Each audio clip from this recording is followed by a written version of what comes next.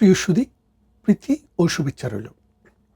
গতকাল আমি একটি ভিডিও করেছিলাম, যে ভিডিওটির শিরোনাম ছিল ভারতের সাথে সুসম্পর্ক না হলে বাংলাদেশ অস্তিত্বের সংকটে পড়বে। এই কথাটি বলার পর আমার অনেক দর্শক আমার সাথে যোগাযোগ করেছেন, অনেক দর্শক এপ্রিসিয়েট করেছেন, আবার কেউ কেউ ভারতের দালাল বলে গালিও দিয়েছেন। না ভাই, আমি ভারত, পাকিস্তান বা আমেরিকার দালাল না, আমি বাংলাদেশের দালাল। এই দেশ, এই মাটি, এই মানুষ, এই সমাজ, এই রাষ্ট্র, এইটার উন্নতি আমার একমাত্র চাওয়া।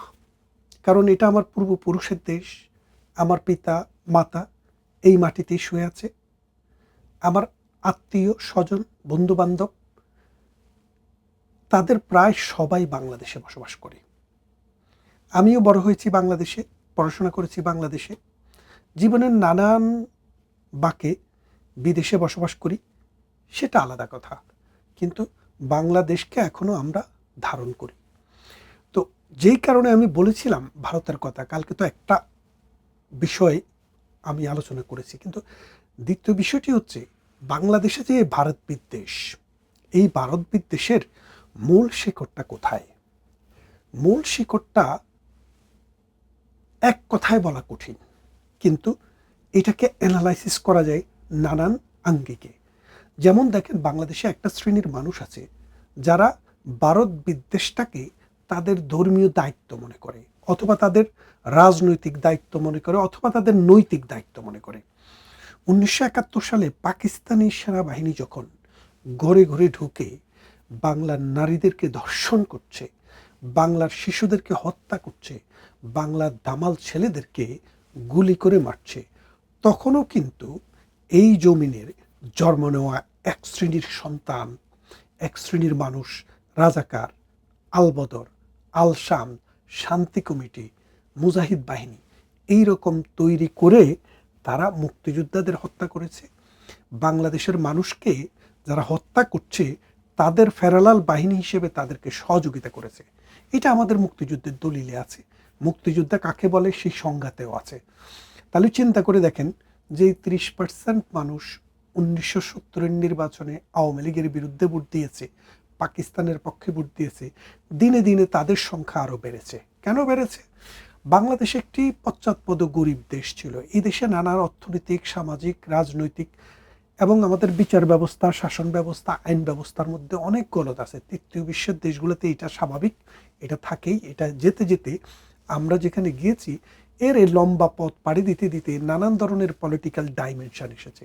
এখানে এসে ভারত বিরোধী তো একটা রাজনৈতিক হাতিয়ার হিসেবে তৈরি হয়েছে।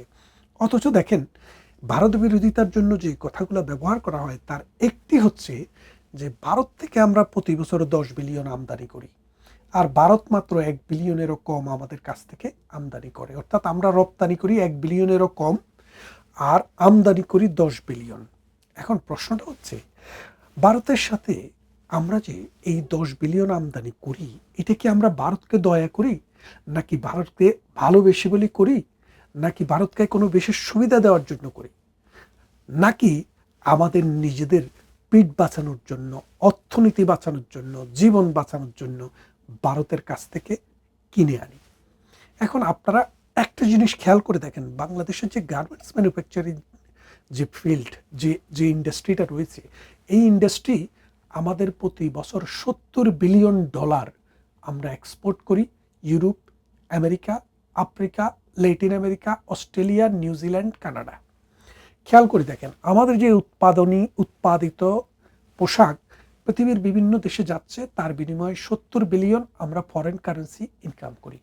আমাদের ফরেন কারেন্সি ইনকামের আরেকটি পথ হচ্ছে জনশক্তি রপ্তানি। বিশেষ করে মধ্যপ্রাচ্য, ইউরোপ, আমেরিকার বিভিন্ন দেশে আমাদের যে শ্রমিকরা, আমাদের যে ভাইয়েরা কাজ করে, তাদের পাঠানো টাকা আর গার্মেন্টস ম্যানুফ্যাকচারিং বিক্রি করে এক্সপোর্ট করে 70 বিলিয়ন। এটাই হচ্ছে বাংলাদেশের ফরেন কারেন্সির একমাত্র রিজার্ভ। কারণ বাংলাদেশ আবহমান কাল থেকে একটি কৃষি প্রধান দেশ। এই দেশটার কৃষির ভিত্তি হচ্ছে পানি, নদী, আমাদের খাল। আর এই নদীর পানি আসে ভারত থেকে। আমাদের 54টি বড় নদী, পদ্মা, মেঘনা, যমুনার মতো এইরকম 54টি নদী এই 54টি নদীর জন্মই কিন্তু ভারতে, অর্থাৎ উজানের দেশ ভারত, বাটের দেশ আমরা। ভারতের ইচ্ছা এবং অনিচ্ছার উপরে আমাদের পানি পাওয়া এবং না পাওয়া অনেকটা নির্ভর করে। খেয়াল করে দেখেন, এখন আপনি যে গার্মেন্টস ম্যানুফ্যাকচারিং উৎপাদন করেন 70 বিলিয়নের, এই 70 বিলিয়ন উৎপাদন করতে আপনাকে প্রায় কাঁচামাল কিনতে হয় আর 10 থেকে 20 বিলিয়ন প্রতি বছর। আমাদের 10 থেকে একেবারে নিদেন পক্ষে 15 বিলিয়নের কাঁচামাল আমাদেরকে কিনতে হয়। কিনে সেটা আমরা উৎপাদন খরচে আমাদের যায়। এই উৎপাদন করতে গেলে আমাদের কাপড় লাগে, সুতা লাগে, আমাদের বাটন লাগে, আমাদের কাপড় লাগে, রং লাগে, তুলা লাগে। এই জিনিসগুলা মূলত বিশ্বে এখন যারা মানে সরবরাহ চেইনের মধ্যে আছে, তাদের মধ্যে আছে আমেরিকা, তারা তুলা উৎপাদন করে, আছে ভারত, আছে চায়না। এই 3টা দেশে মূলত, উজবেকিস্তান, কাজাকিস্তান, ওরাও কিছু কিছু করে, আমাদেরকে তুলা, সুতা এবং কাপড় আমাদেরকে বিদেশ থেকে কিনে আনতে হয়, কারণ এর কোনোটাই আমাদের দেশে উৎপাদন হয় না। এখন ধরেন আমেরিকার থেকে আপনি আনবেন, আমেরিকাতে 100 টাকা পরিমাণের যদি তুলা আপনি আমেরিকাতে কিনেন, আমেরিকা থেকে বাংলাদেশে শিপমেন্ট হয়ে আসতে আসতে 3 মাস সময় লাগবে এবং 30% আমাদের ট্রান্সপোর্টেশন কস্ট হবে। তার মানে 100 টাকার তুলা কিনলে বাংলাদেশে এসে সেটা 130 টাকা হবে। আর যদি আপনি চায়না থেকে কিনেন, সেই চায়নার প্রোডাকশন, চায়নায় তুলা কিনতে আপনার 80 টাকা খরচ যাবে আর 20 টাকা ট্রান্সপোর্টেশন কস্ট যাবে। তাহলে খেয়াল করে দেখেন, 100 টাকা আর 30 টাকা 130, আর চায়না থেকে আনলে 80 প্লাস 20 100, তার মানে 30 টাকা আপনার সাশ্রয়। এবং আমেরিকাতে আসতে লাগে 3 মাস, চায়না থেকে আসতে লাগে 15 দিন। তারপরে আসেন ভারত, ভারত থেকেও আপনি প্রায় চায়নার দামে কিনতে পারবেন 80 টাকায়, আর আপনার প্রোডাকশন, আপনার ট্রান্সপোর্টেশন কস্ট হলো প্রতিটাতে 5 টাকা। কেন?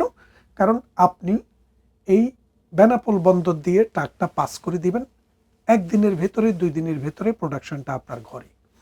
তাহলে দেখেন, আপনি 85 টাকা আপনি পড়বে ভারত থেকে আনতে, আর 100 টাকা পড়বে আপনার চায়না থেকে আনতে।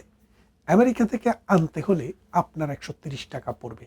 তাহলে আমেরিকার প্রোডাকশন 130 আর 85, 15 আর 30, 45 টাকা প্রতি ইউনিটে আমেরিকার থেকে আনলে বেশি পড়ে। তাহলে এখন আপনি যে, আর চায়না থেকে আনলে 85 আর 100, 15 টাকা বেশি পড়ে, প্রতি 15%। এখন বিলিয়নে কত টাকা আসে সেটা আপনি একটু ক্যালকুলেটর দিয়ে হিসাব করে দেখেন। তাহলে দেখেন, আপনি যে চায়নার থেকে না এনে, আমেরিকার থেকে না এনে, ভারত থেকে আপনি এই কাঁচামালগুলো আনছেন, আপনার লক্ষ লক্ষ শ্রমিকের কাজের জোগাড় হচ্ছে, এটা বিক্রি করে বিদেশ থেকে আপনার ফরেন কারেন্সি আসছে, সেই ব্যবসাটাকে, সেই কর্মসংস্থানটাকে বাঁচিয়ে রাখার কাঁচামালটা আপনি ভারত থেকে পৃথিবীর অন্য যেই কোনো দেশের চাইতে 15% কম দামে কিনছেন। এখন খেয়াল করে দেখেন, আপনি কি ভারতকে দয়া মায়া দেখাচ্ছেন, নাকি আপনার ফিড বাঁচানোর জন্য, আপনার ব্যবসা বাঁচানোর জন্য এবং আন্তর্জাতিক মার্কেটে কম টাকায় প্রোডাক্টটা বিক্রি করার জন্য আপনি ভারতের মুখোমুখি হচ্ছেন? এখন আপনি ভারত থেকে আনার দরকার নেই, আপনি আমেরিকা থেকে আনেন। আমেরিকা যেহেতু আপনাদের কারো কারো বাবা, তারা আমেরিকার থেকে আনেন, এনে 30% বেশি দামে উৎপাদন কস্ট আরও অ্যাড করে আপনি আমেরিকাতে বিক্রি করেন, ইউরোপে বিক্রি করেন, দাম বাড়াই দেন 30%, দেখবেন আপনার এই প্রোডাক্ট কেনার মতো মার্কেটে কোনো ক্রেতাই নেই। সুতরাং বুঝতে পারছেন তো যে প্রথম পয়েন্টটা, যেই সব মৌলবাদী গোষ্ঠী, যেই সব ধর্মান্ধ গোষ্ঠী, সাম্প্রদায়িক গোষ্ঠী, এন্টি ভারত গোষ্ঠী, পাকিস্তান প্রেমী গোষ্ঠী এই ভারতকে এই জন্য দোষারোপ করেন যে তারা 10 বিলিয়ন আমাদের কাছে বিক্রি করে কিন্তু আমাদের থেকে সে পরিমাণ কিনে না, মূল কারণটা হচ্ছে ভারতকে ফেভার দিচ্ছেন না, বরং আপনি বাঁচার জন্যই ভারতের মুখাপেক্ষী হচ্ছেন। 2, আমরা প্রতি বছর বিদেশে যে রপ্তানি করি, আমাদের যে পাটজাত পণ্য, গার্মেন্টস প্রোডাক্ট বা কৃষি পণ্য বা মৎস্য প্রোডাক্ট, মানে ইউরোপ, আমেরিকা সহ মিডল ইস্টে আমাদের অনেক ছেলেপেলেরা কাজ করে, আমরা বিদেশে আছি, কিন্তু আমাদের খাবারের অভ্যাস এখনো বাংলাদেশি অভ্যাস, যার কারণে বাংলাদেশের মাছ, বাংলাদেশের চাল, বাংলাদেশের আম, পটল, কলা, সব কিছুই আমরা বাংলাদেশ থেকে অনেক কিছু আসে, এগুলার যে ট্রান্সশিপমেন্ট, এটা যে মানে বাংলাদেশ থেকে এই দেশে আসা, অনেক সময় দেখা যায় বাংলাদেশে মাত্র দুইটা আমাদের এই বিমানবন্দর মূলত। এই দুইটা বিমানবন্দর দিয়ে কাভার হয় না। অনেক সময় ভারত থেকে আমরা প্রথমে ভারতে পাঠিয়ে দিই, ওখান থেকে বিমানে করে ইউরোপে আসে। অনেক সময় দেখা যায় বাংলাদেশের বন্দর একটি বড় বন্দর, এখান দিয়ে কাজ হচ্ছে কম, ঠিক ভারতে গিয়ে হলদিয়া পোর্ট দিয়ে আমরা বিদেশে রপ্তানি করি। প্রতি বছর আমরা 5 বিলিয়ন মানে এক্সপোর্ট করি ভারতকে ব্যবহার করে। খেয়াল করে দেখেন, 5 বিলিয়ন। এই ভারত না থাকার কারণে এই 5 বিলিয়ন কিন্তু আমাদের এখন বিলম্বিত হচ্ছে, এটা নিচে নেমে এসছে। আরেকটি জিনিস খেয়াল করে দেখেন, ভারত যেসব জিনিস বিক্রি করে মানে কাঁচামালের বাইরে, সেটা হচ্ছে চাল, ডাল, আলু, লবণ, পটল, চিনি, পেঁয়াজ, রসুন, আদা এবং ডাল, মসুর, কলাই, এরকম ডাল। এখন এই প্রোডাক্টগুলা আমরা ভারত ছাড়া পৃথিবীর আর কোথার থেকে কিনতে পারি? মূলত ভারত ছাড়া দুই একটি রাষ্ট্রবাদে এইসব প্রোডাক্ট আসলে খুব একটা নেই। ভারত যেহেতু সুজলা সুফলা বিশাল অঞ্চল, এখানে উৎপাদন হয় এবং এরা এটা বিক্রি করার সামর্থ্য রাখে এবং আমাদের এটা প্রয়োজন। আপনি যদি 1 কেজি পেঁয়াজ তার্কির থেকে নিয়ে আসেন, মূলত পেঁয়াজ তো তার্কিতে বা আফ্রিকার থেকে যদি আপনি আনতে চান বা ইন্দোনেশিয়া থেকে আনতে চান, তাহলে আপনার যে পরিমাণ এই ক্যারিং কস্ট পড়ে, সেটা ভারতে কিনা দামের চাইতেও বেশি। আমেরিকার থেকে যদি আপনি আলু কিনে আনেন, সেই আলুটা বা কাঁচামরিচ, পেঁয়াজ কোনো কিছু কিনে আনেন, সেটা বাংলাদেশে আসতে আসতে যে পরিমাণ ট্রান্সপোর্টেশন 17,000 কিলোমিটার সমুদ্র পথে আসতে আসতে যেই খরচটা পড়ে, ভারত থেকে মূল জিনিসটা কিনতে অত টাকা লাগে না। তাহলে আপনি খেয়াল করে দেখেন, এই যে আমরা ভারত থেকে কিনছি, এটা দয়া দেখানোর জন্য নয়, বাঁচার জন্য। তারপরে আসেন, ভারত আমাদের জিনিস কিনতো, আমাদের কি আছে বলেন তো? আমরা বিক্রি করতে পারি কাঁচামাল। কি কাঁচামাল বিক্রি করতে পারি? কিচ্ছু নেই আমাদের। আমরা আমাদের বিক্রি করার জন্য হাত পা আছে, এই হাত পা ছাড়া আমাদের কাছে আর কিছু নেই। আর বিক্রি করি গার্মেন্টস, আর বিক্রি করি মানুষকে বিদেশে পাঠাই। বিক্রি না মানে আমরা মানুষকে শ্রমের জন্য পাঠাই। তো এখন ভারতের শ্রমিক দরকার নেই, কারণ ভারতের নিজস্ব মার্কেটে 150 কোটি মানুষ, তাদের তো বিদেশের মানুষ দরকার নেই। তারা যে পরিমাণ শস্য উৎপাদন করে, তাদের নিজেদের প্রয়োজন মিটিয়ে পৃথিবীর বিভিন্ন দেশে তারা রপ্তানি করতে পারে, তাহলে তারা সেটাও কিনবে না। তাহলে আপনার কি আছে আপনার কিনবে বলেন? আপনার এমন কোনো প্রোডাক্ট নাই যেটা আপনি ভারতকে অফার করতে পারেন যে তোমার নাই, আমার থেকে কিনো। সুতরাং বুঝতেই পারছেন, যারা ভারত বিরোধিতা করে তারা মূলত জানে না এই ভারতের অবদান এই বাংলাদেশের জন্য কি পরিমাণ। ভারত বাংলাদেশের জন্য একটা ছায়া। বলেন সীমান্ত হত্যা হয়, সীমান্ত হত্যা কেন হবে না?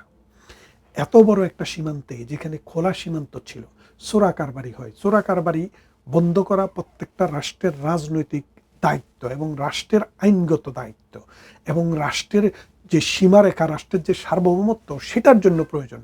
তো এইরকম অকারেন্স তো হতেই পারে। তারপরও আমি এটার পক্ষে না। আমি মনে করি দুটি দেশ সমঝোতার ভিত্তিতে এই সীমান্ত হত্যা বন্ধ করতে পারে।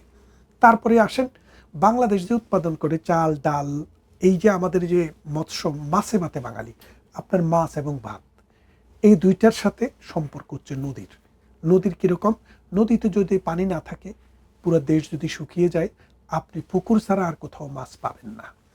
তারপরে আমাদের যদি নদীতে পানি না থাকে, শুকনো মৌসুমে আমরা সেচ প্রকল্পগুলো আমাদের বন্ধ হয়ে যাবে এবং আমাদের চাল উৎপাদন, আমাদের যে মূল খাবার, সেটার উৎপাদন একদম অর্ধেক নেমে যাবে। তাহলে আমরা যে খাদ্যে স্বয়ংসম্পূর্ণ, সেটা আর থাকবে না। এখন খেয়াল করে দেখেন যে আপনার এই নদীমাতৃক দেশের এই নদীর পানি ব্যবহার করে আপনার খাদ্য উৎপাদন বৃদ্ধি হয় এবং আপনার মৎস্য উৎপাদন বৃদ্ধি হয়, মৎস্য আমরা আহরণ করি। এই মানে এই মৎস্যের সাথে, এই জন্য বাংলাদেশকে নদীমাতৃক দেশ বলে, অর্থাৎ এই দেশের মা হচ্ছে নদী, এই নদীর মা হচ্ছে ভারত। এই 54টি নদীর 54টি ভারতে উৎপন্ন। এই 54টি নদী ভারত থেকে বাংলাদেশে এসছে। এখন বাংলাদেশকে যদি এই নদীর পানিগুলো যদি বিভিন্নভাবে বিভিন্ন পথে প্রবাহিত করে, কারণ আপনারা জানেন যে আধুনিক বিজ্ঞানের প্রযুক্তির ফলে এখন এইসব পানি কিন্তু প্রবাহিত করা সহজ, এক। দ্বিতীয়ত, পানির যে বহুমাত্রিক ব্যবহার, সেটাও কিন্তু তারা এখন জানে। আর তৃতীয়ত, বাংলাদেশের যে মানে পানি আসবে, তাদের এই পানিটা দেওয়ার ক্ষেত্রে, পানিটার যে ব্যবস্থাপনার ক্ষেত্রে তাদের তো আপার হ্যান্ড রয়েছে, কারণ তাদের তো এখন অর্থনৈতিক স্বাচ্ছন্দ্য আগের থেকে ভালো। তাই এই ভারতের দিকে আপনি যদি একটু খেয়াল করে দেখেন, আমরা প্রত্যেকটা ট্রানজেকশন ভারতের সাথে করি আমাদের সুবিধা অনুসারে, ভারতের সুবিধা অনুসারে নয়। ভারত থেকে আমদানি করি, এটা আমাদের প্রয়োজনে। ভারতে রপ্তানি করতে পারি না, কারণ রপ্তানি করার মতো কোনো পণ্য আমাদের নেই। ভারত পৃথিবীর বিভিন্ন দেশ থেকে যেসব প্রোডাক্ট কিনে, সেই রকম কি প্রোডাক্ট আপনার আছে যেটা আপনি ভারতে রপ্তানি করতে পারেন? নেই। সুতরাং একটি কথা এখানে মনে রাখবেন, বাংলাদেশ নিজের প্রয়োজনেই ভারতের সাথে সুসম্পর্ক এবং একটা বন্ধুত্বপূর্ণ সম্পর্ক রাখা প্রয়োজন, ভারতের প্রয়োজনে নয়। কারণ ভারত বিশাল রাষ্ট্র, সারা পৃথিবী ভারতকে এখন তোয়াজ করে। 150 কোটি মানুষের বাজার, বিজ্ঞানে, শিক্ষায়, প্রযুক্তিতে, সব কিছুতে তারা উন্নতি হচ্ছে। গুগলের, ফেসবুকের, নানান বড় বড় কোম্পানির সিইও এখন ভারত থেকে নিচ্ছে, কারণ তারা দক্ষ জনশক্তি উৎপাদনে সক্ষম হয়েছে, কিন্তু আমরা সেটা পারিনি। তাই আসুন, ভারতের সাথে রেষারেষি নয়, এই ভারতকে আমরা বন্ধুত্বের জায়গায় নিয়ে সমঝোতার ভিত্তিতে আমাদের দেশটাকে, আমাদের স্বাধীনতা সার্বভৌমত্বকে সমুন্নত করি এবং মানুষের জীবন উন্নয়নে ভারতের সাথে একসাথে কাজ করি। কারণ